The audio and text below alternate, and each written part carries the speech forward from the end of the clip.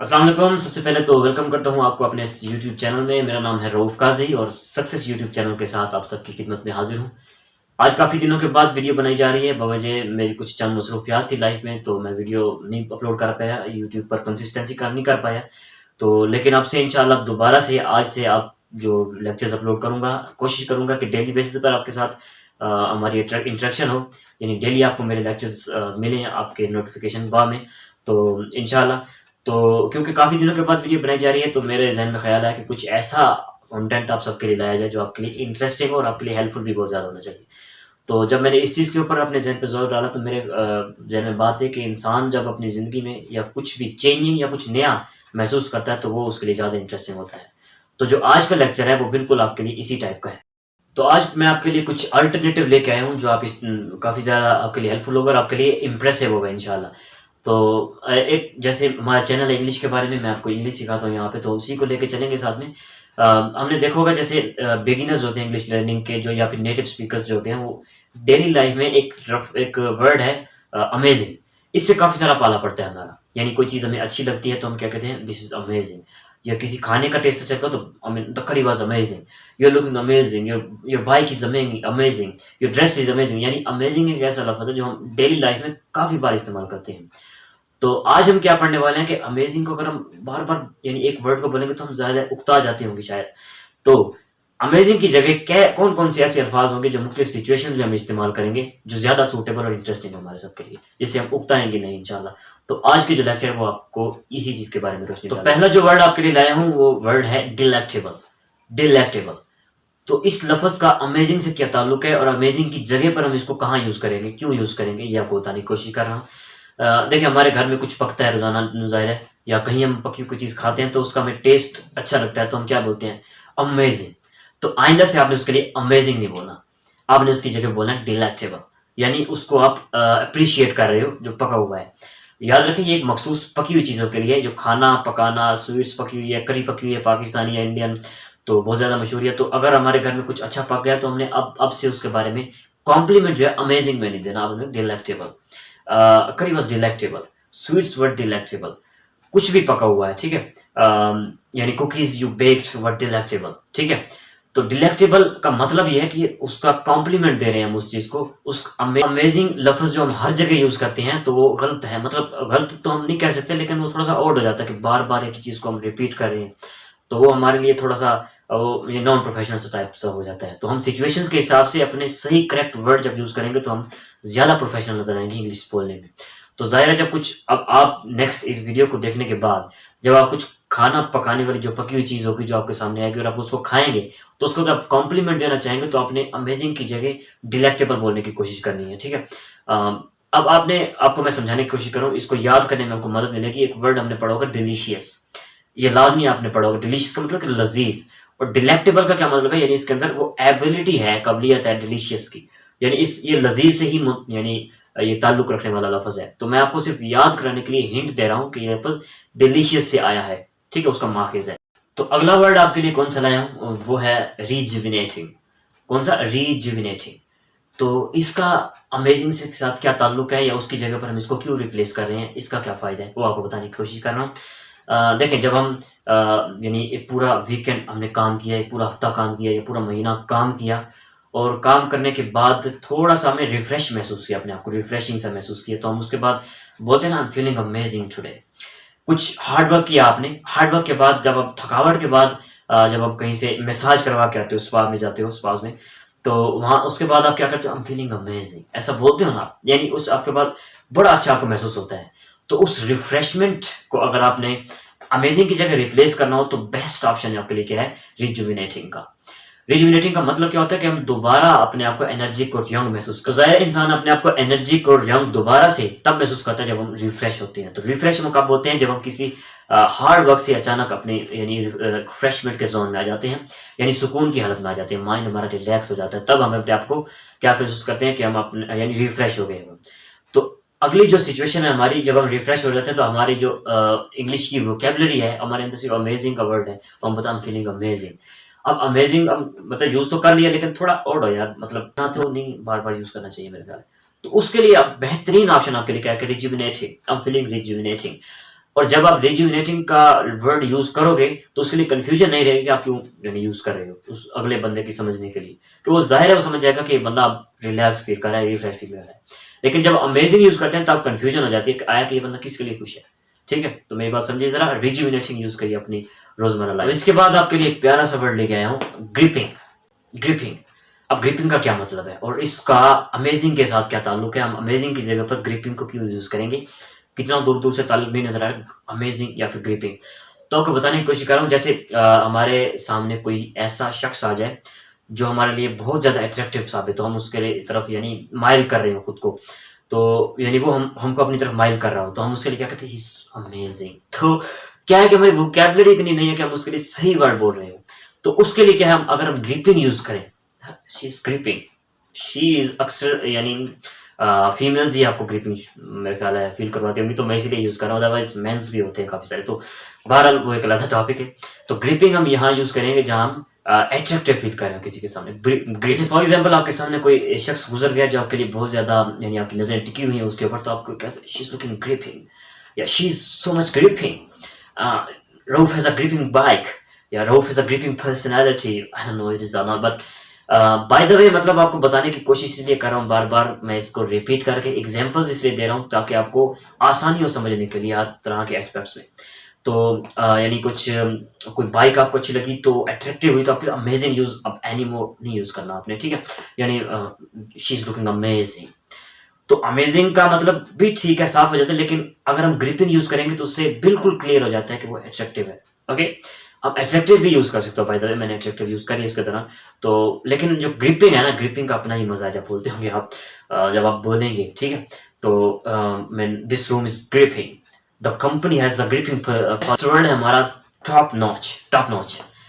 तो ये कौन सा वर्ड है जी, अमेजिंग के साथ इसका क्या ताल्लुक है, तो तमाम जो क्वालिटी लवर्स है ना उसके लिए ये बहुत ज्यादा हेल्पफुल वर्ड है। यानी जब हमारे सामने कुछ ऐसी चीज हो जो क्वालिटी वाइज ग्रेट हो, यानी ऑफ ग्रेट क्वालिटी, तो उसके लिए हम जब कॉम्प्लीमेंट देना चाहते हैं तो हम हमारे जहन में एक वर्ड होता है अमेजिंग। तो अब अमेजिंग को नो यार इतना यूज मत करो, उसके लिए आप टॉप नॉच यूज करो, टॉप नॉच। तो टॉप नॉच का मतलब क्या होता है, ये ग्रेट क्वालिटी का है, ठीक है, यानी the build of this car is top notch. तो इसका मतलब यानी ये वही कॉम्प्लीमेंट है जो आप देना चाह रहे हैं एग्जैक्टली, लेकिन आपके पास क्या है, कॉम्प्लीमेंट्स देने के लिए आपके पास वोकैबुलरी कम है, तो आपके पास अमेजिंग ही एक वर्ड अटका हुआ है अपने जहन में, तो आप कहते हैं यार अमेजिंग। तो जब हम टॉप नॉच बोलेंगे ना, दिस इज टॉप नॉच, तो बात क्लियर हो जाएगी यार ये बेस्ट क्वालिटी इसको नजर आ रही है, ग्रेट क्वालिटी है। तो यूज कीजिए जी इसको भी, काफी हेल्पफुल है। चलें जी, एक और वर्ड आपको मैं गिफ्ट कर देता हूँ, स्पेक्टेकुलर। स्पेक्टेकुलर, तो ये कौन सा वर्ड है और इसका अमेजिंग के साथ कहाँ से ताल्लुक आ गया भाई। तो यानी स्पेक्टेकुलर वो वर्ड है, ऐसा वर्ड जो चीज हमें दिखने में बहुत ज्यादा अच्छी लग रही हो, ठीक है, एक्साइटमेंट हमें फील किसी चीज को देखने में अचानक से, तो हम उसके लिए यही कॉम्प्लीमेंट करेंगे स्पेक्टेकुलर।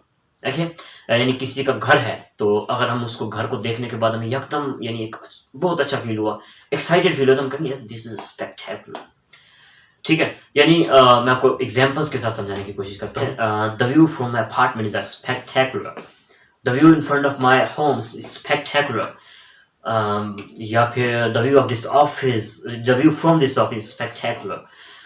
तो मतलब जब हम यानी कुछ चीज दिखने में हम ऐसी महसूस हो कि हम एक्साइटेड फील करें खुद को, यानी देखते ही हमें एक्साइटमेंट से महसूस हो, यानी अजीब सा रिफ्रेशमेंट, यानी एक्साइटेड की जब फीलिंग हमारे पास है देखने के बाद कोई चीज, यानी कुछ चीज का लुक इस तरह का हो कि हमें एक्साइटेड फील हो, एक्साइटेड, तो उसके लिए हम स्पेक्टेकुलर यूज करेंगे and we will not use amazing anymore. क्योंकि मुझे पता है आप सबने तभी भी अमेजिंग यूज कर किया होगा, अक्सर जब आपके सामने ऐसी सिचुएशन आई होगी कि एक अच्छा व्यू सामने आया या कुछ अच्छी चीज, तो अमेजिंग बोला आपने। तो यार जब आप एक्साइटेड फील हुए हो तो आपने जो है ना स्पेक्टेकुलर ये वर्ड यूज करना है, ये बहुत ज्यादा आपके लिए आपकी जो पर्सनालिटी है उसको ग्लो करेगा। चलिए जी, एक और वर्ड आपको गिफ्ट कर देता हूँ, जैसे मार्वलस। मार्वलस, तो मार्वलस क्या है और इसका अमेजिंग के साथ क्या ताल्लुक है, उसकी जगह पर क्यों रिप्लेस कर रहे हैं भाई इसको हम लोग। तो देखिए, मार्वलस एक ऐसा वर्ड है जो हम यूज करते हैं when something is performed very much great, जब किसी चीज को परफॉर्म किया गया है बहुत अच्छे लिहाज से, तो उसका जो हम कॉम्प्लीमेंट देना चाह रहे हैं तो हम क्या कहेंगे, मार्वलस। तो मैं एश्योर कर सकता हूँ काफी सारे अब मेरे जो ऑडियंस है इस वक्त, तो जब भी आपको कुछ इस तरह का फील हुआ होगा कि किसी चीज की परफॉर्मेंस भी अच्छी है तो हमने यूज किया अमेजिंग। क्या होगा? तो मैं आपसे कह रहा हूँ कि आपने अब से अमेजिंग यूज नहीं करना। Okay, stop using amazing anymore in these situations. तो आपने क्या बोलना है? मार्वलस। ओके, मैं आपको जैसे एग्जांपल्स के साथ समझाने की कोशिश करूँ ताकि आपको ज्यादा अच्छे से समझ में आएगा। जैसे आपने किसी की प्रेजेंटेशन देखी तो आपको बहुत अच्छी लगी, तो आपने पहले क्या बोलते होंगे आप नॉर्मल लाइफ में? You did an amazing job with the presentation today. लेकिन क्या है कि अमेजिंग आपने यूज किया, बिल्कुल ठीक है, लेकिन यार बहुत ज्यादा उगता जाते हैं अमेजिंग से। तो मैं क्या कह रहा हूँ कि मैं आपको सजेस्ट कर रहा हूँ you will not use this amazing anymore. तो आपने क्या कहना है? You did marvellous job with this presentation today. कि आपने आज की प्रेजेंटेशन में एक मार्वलस काम किया, यानी एक बहुत ज्यादा आपकी परफॉर्मेंस जो है ना वो हमें बहुत ज्यादा अच्छी लगी। तो क्या है? यू डिड एन अमेजिंग की जगह पर आपने क्या कहना है? You did a marvellous job with this presentation today, या फिर you did a marvellous job with your work today. यानी कुछ भी आपको जब इस तरह का फील हो कि उसकी परफॉर्मेंस आपको अट्रैक्ट कर रही हो, आपके लिए बहुत ज़्यादा दिलचस्प साबित हुई हो और आपको अच्छी लगे, तो उसको परफॉर्मेंस को आपने जब कॉम्प्लीमेंट देने हो तो आपने मार्वलस यूज करना है इंस्टेड ऑफ यूजिंग। तो सिचुएशन के साथ एक और वर्ड आपको रिप्लेसमेंट पे ला के दे रहा हूँ अमेजिंग की जगह पे। तो आज हमने अमेजिंग को मंगा ही देना है। चले, फैसिनेटिंग, यह वर्ड है फैसिनेटिंग। आपने यूज किया होगा काफी सारों ने, लेकिन काफी में नहीं भी किया होगा, तो मैं आपको बताऊं। और फैसिनेटिंग का क्या मतलब है और या फिर ये अमेजिंग की जगह पर क्यों इस्तेमाल किया जाता है भाई, और किस कॉन्टेक्स्ट में, तो आपको बता रहा हूँ। देखिए, फैसिनेटिंग का मतलब है something when you feel something extremely interesting to you. कि आपके लिए कोई चीज ऐसी है जो आपको बहुत ज्यादा एक्सट्रीम पोजीशन में आपको इंटरेस्ट है आपको उसके अंदर, तो यानी आपको लगी हो वो चीज फीलिंग में, तो आपको इसकी जगह पर आप you will not use amazing anymore, you will use fascinating. Okay, आपको मैं एग्जांपल्स के साथ समझाने की कोशिश करता हूँ ताकि आपके जहन में बैठ जाए ये बात। और यार जब कॉम्प्लीमेंट्स इतनी सारी सिचुएशंस में दे रहे हैं तो एक और वर्ड भी आपके लिए ले आता हूँ, एक से एक। तो देखिए, एक वो वर्ड है जैसे स्प्लेंडेड। स्प्लेंडेड, तो स्प्लेंडेड का क्या मतलब है और ये अमेजिंग की जगह पर कहाँ और क्यों इस्तेमाल किया जाएगा, तो मैं आपको बताऊं। स्प्लेंडेड जो है ना वहां यूज किया जाता है व्हेन यू फील समथिंग, मतलब जब आप कुछ कुछ शानदार महसूस हुआ हो आपको, मतलब एक अलग सा, यानी बहुत ज्यादा अच्छा महसूस हुआ आपको कोई चीज, यानी कोई शख्स आपको अच्छा लगा है, यानी जिसको हम आला बोलते हैं उर्दू में अपनी जुबान में, आला यार ये तो उसके लिए हम स्प्लेंडेड यूज करेंगे। तो आपको मैं मिसाल देता हूँ, जैसे हमें किसी की पर्सनैलिटी हमें अच्छी लगी तो हम करेंगे इज अ स्प्लेंडेड पर्सनैलिटी, कि उसकी यार बहुत आला पर्सनैलिटी है भाई, वो कमाल का बंदा है, इज अ स्प्लेंडेड मैन, तो she is splendid gorgeous woman. तो क्या है कि स्प्लेंडेड हम एडजेक्टिव के तौर पर यूज करें कि किसी की शख्स की हम उसकी क्वालिटी में बड़ा आला सा यानी उसका एस्पेक्ट दिखाने की कोशिश करें। और अगर हम शख्सियत पर आ गए, पर्सनैलिटी पर आ गए, तो एक और वर्ड आपके लिए बहुत ज्यादा मजेदार, क्लासी। क्लासी, और क्लासी का क्या मतलब है? यानी जब हम किसी चीज को, कोई ऐसा शख्स है जो हमें फैशनेबल महसूस होता है या स्टाइलिश है वो बंदा, तो वो क्या है एक्चुअली, वो क्लासी है। ओके, उसकी क्लासी हो रहा है, वो क्लासी है, ठीक है। अब हम उसके लिए पहले यूज कर रहे होंगे अमेजिंग मगर आपने यूज करना है क्लासी। ओके, जब आपको कोई स्टाइलिश चीज सामने, स्टाइलिश बंदा सामने आ गया, तो you are looking stylish, you are looking classy. तो यानी किसी चीज की, यानी हम किसी शख्स के अंदर की क्वालिटीज को बयान कर रहे हैं। मिसाल के तौर पर जब हमें किसी बंदे की आवाज पसंद आ गई, तो he is classy voice, he is a classy voice, तो उसकी आवाज कमाल की आवाज है जी, ठीक है। तो हमें अमेजिंग अब यूज नहीं करना, क्लासी यूज करना है ऐसी सिचुएशन में भी। चलें जी, एक और वर्ड रिप्लेसमेंट में अमेजिंग के, मैग्निफिसेंट। मैग्निफिसेंट, तो इसके लफ्ज के अंदर ही आपको कुछ ना कुछ दिख रहा होगा, गेस कीजिए। चले मैं बता देता हूँ आपको। मैग्निफिसेंट ऐसा वर्ड है जब हम यानी कोई चीज हमें इस तरह की यानी नजर है जो हमें एडमायर करे बहुत ज्यादा, यानी हम उसके लिए इंटरेस्टेड हो एडमायर करने में। सो क्या चीज ऐसी हो सकती है that will admire us most? मिसाल के तौर पर ताजमहल, ठीक है। ताजमहल, इसको अब हम कॉम्प्लीमेंट दे रहे हैं क्योंकि एडमायरिंग है सबके लिए, तो हम लोग क्या कहेंगे?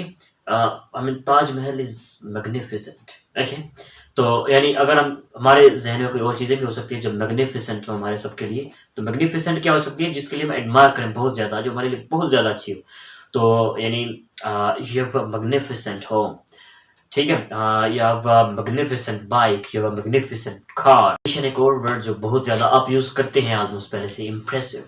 इम्प्रेसिव, तो मैं ये पहले भी यानी अपनी आज ही के लेक्चर में काफी बार यूज कर चुका हूँ शायद इम्प्रेसिव।